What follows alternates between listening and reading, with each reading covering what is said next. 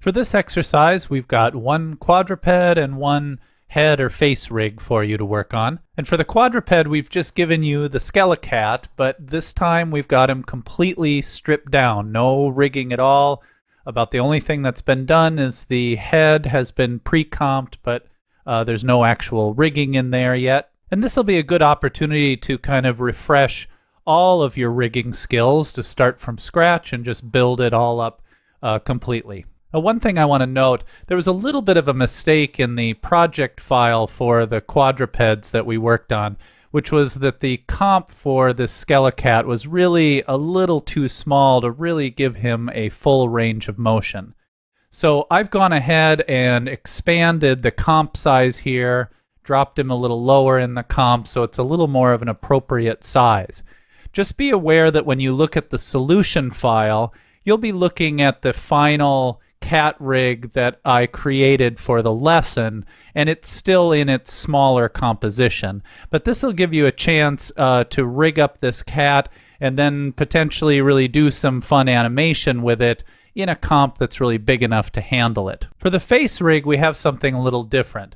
We've got an alternate version of the farmer here. We took his hat off, so he's just going to be bald for this one. And we've got him set up with some controllers here ready for you to build a 2.5D rig with some simple blink and mouth controls. Now this isn't going to be nearly as complicated as that mouse rig, but it'll be a good chance for you to practice building a 2.5D rig in a pretty straightforward situation. The eyes have already been pre-composed, although there's no rigging in place yet. So I would recommend doing a squash and stretch control on the eye wide or eyeball here, and then duplicate it and make it an alpha track mat for the eye or the pupil here. And then, in order to have the eye closed when you squish it all the way down, use the expression code, the if x is less than a, b, else c code, so that when the eye goes all the way closed, you turn off the opacity of the pupil and the eye white, and you turn on the opacity of this little eyelid closed artwork here. So the eye squishes down and then pops to this right here. And again, you can use that expression code. It's really easy to set that up.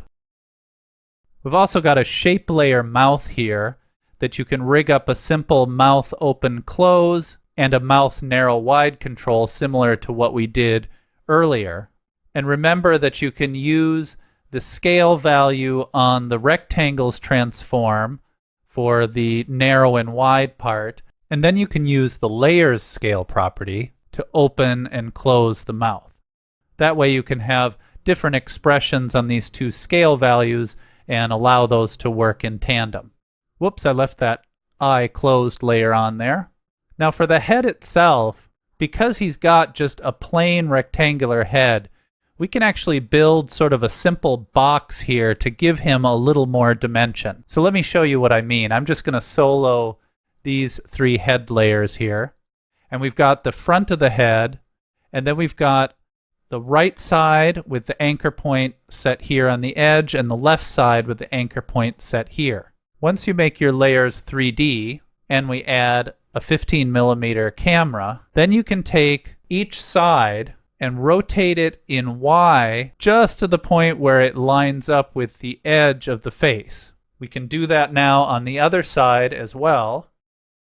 And if I just temporarily here parent these to the front just so you can see the effect here, then we actually get a sort of three-dimensional box shape for his face that'll really help sell the 2.5D rig. Then you can move the ears back a little bit in Z space so they stick out of those sides of his face there, and it'll look really fun. I would recommend keeping the eyes essentially on this at the same Z value as the front of the head, but remember to offset them by a single pixel so they'll be -1 in Z, just to make sure there's a little separation when you have layers that are essentially occupying the same Z space.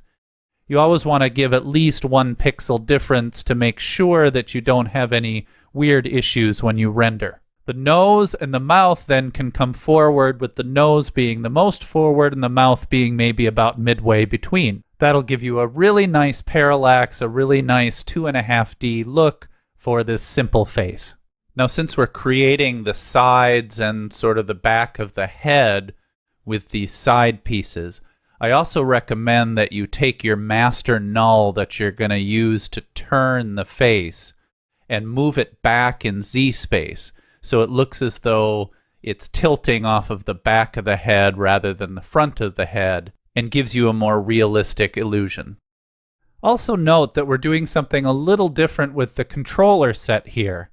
I'm using my teacup handle controller setup with the controls for the face offset, so that way I don't have to have so much clutter over the face. But this is definitely a personal choice. With the mouse rig, the face was so big and broad, it was not such a big deal to have the controls sitting right in front of the face.